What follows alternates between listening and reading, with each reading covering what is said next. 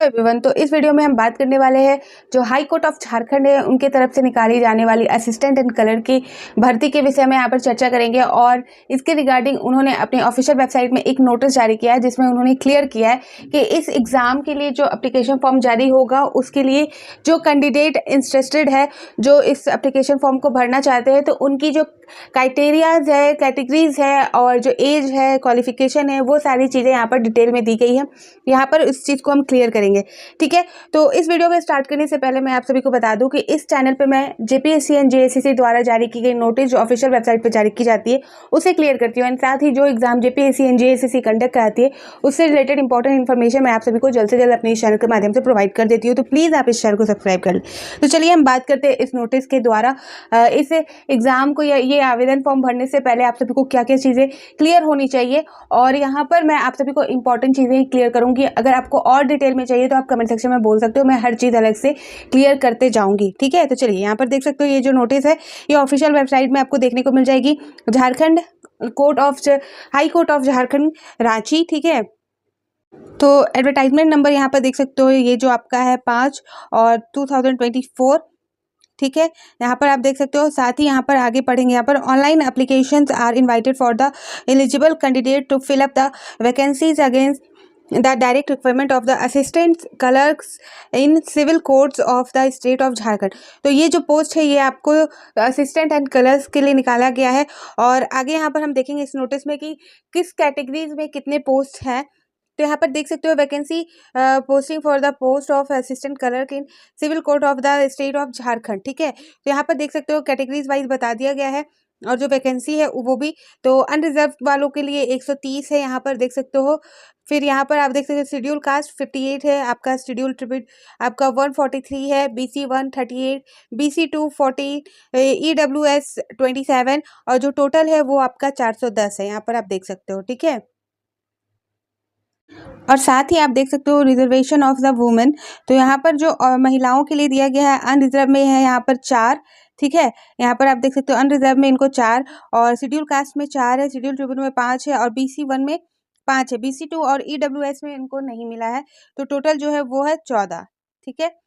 आगे नेक्स्ट यहाँ देखेंगे जो यहाँ पर बताया गया है आप सभी को जो स्टार्टिंग डेट है इस एग्ज़ाम के लिए, जो एप्लीकेशन फॉर्म फिल करने का जो डेट स्टार्ट हो रहा है यहाँ पर आप देख सकते हो वो है आपका 10/4/2014, ठीक है। तो ये आपका 10 अप्रैल 2024 सॉरी 10 अप्रैल 2024 से स्टार्ट हो रहा है। और जो क्लोजिंग डेट है वो देख सकते हो 9 मई 2024, ठीक है, 9/5/2024। तो आपका ये हो गया स्टार्टिंग डेट 10 अप्रैल 2024 और जो क्लोजिंग डेट है वो है आपका 9 मई 2024, ठीक है। आगे यहाँ पर देख सकते हैं, यहाँ पर बताया जा रहा है इस नोटिस में कि जो पे सैलरी है, जो यहाँ पर जो सैलरी दिया जाएगा उसके बारे में बताया गया है। तो नेम ऑफ पोस्ट देख सकते हो, यहाँ पर नेम ऑफ पोस्ट है जो assistant clerk for civil court of the state of Jharkhand. Pay matrix level 4 है, ठीक है, इन द 7th PRC, ठीक है। तो यहाँ पर स्टार्टिंग आप देख सकते हो 25,500 से आपका 81,100 है।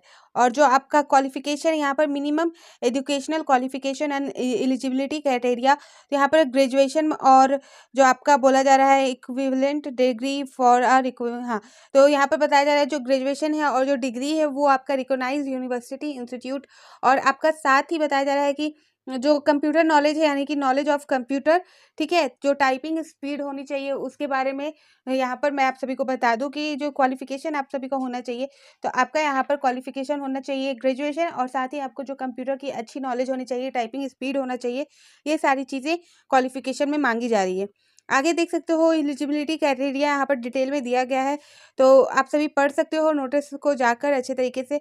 आगे हम बात करेंगे, यहाँ पर इंपॉर्टेंट चीज़ों पर फोकस करेंगे। अगर आपको डिटेल में चाहिए तो आप कमेंट सेक्शन में बोल सकते हो, उसके मैं डिटेल में आप सभी को क्लियर कर दूंगी इसी नोटिस के अकॉर्डिंग।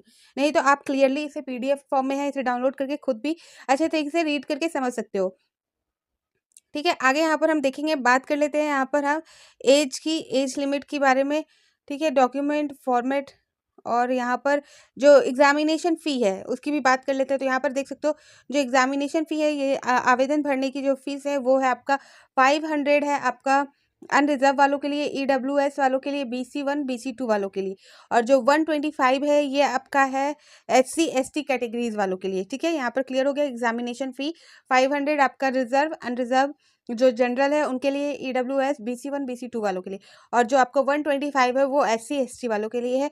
और जो पेमेंट ऑप्शन है यहाँ पे, पेमेंट किस तरह से आपको पेमेंट करना है, तो वो है debit card, credit card, UPI and net banking के थ्रू आपको। ठीक है, आगे यहाँ पर देख सकते हो इंपॉर्टेंट चीज़ें भी दी गई है, यहाँ पर क्लियरली आप पढ़ लेना।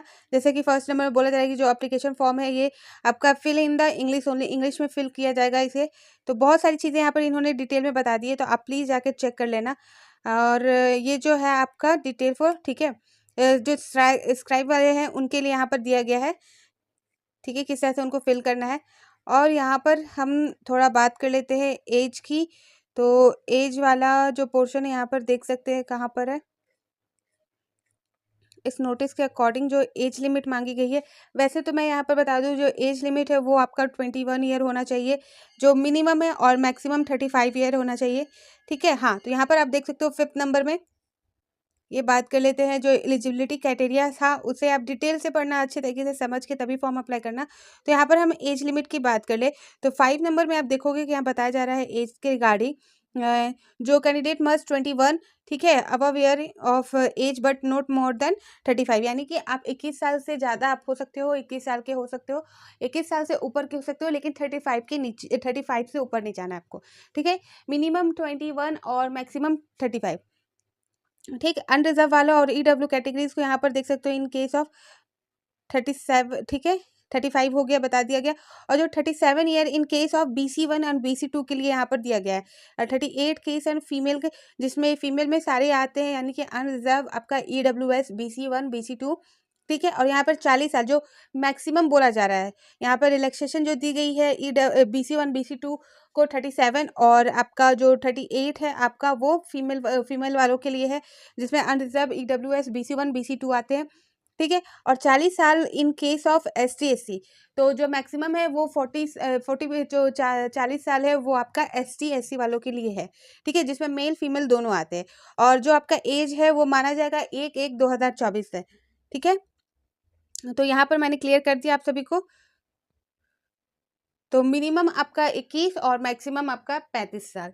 ठीक है, अब जो सिलेक्शन का बात करें, सिलेक्शन प्रोसेस की, तो सिलेक्शन आपका होगा रिटर्न होगा आपका, फिर स्किल टेस्ट होगा, उसके अकॉर्डिंग यहाँ पर सिलेक्शन प्रोसेस है। इस एग्ज़ाम के रिगार्डिंग आपको एप्लीकेशन फॉर्म भरना होगा, फिर एक रिटर्न एग्ज़ाम आपको देना होगा, और उसके बाद आपका जो स्किल टेस्ट है या इंटरव्यू होगा, उसके बाद आपका सिलेक्शन हो जाएगा। ठीक है, ये सारी चीज़ें थी, और मैं जो डिटेल में, और जो यहाँ पर एलिजिबिलिटी क्राइटेरिया दिया गया है, और जो डिटेल में बताया गया है इंपॉर्टेंट यहाँ पर, वो सारी चीज़ें मैं आप सभी को क्लियर कर दूंगी। आपको अगर कुछ और भी जानना है इस एग्ज़ाम के रिगार्डिंग, तो आप मुझे कमेंट सेक्शन में कमेंट कर सकते हो।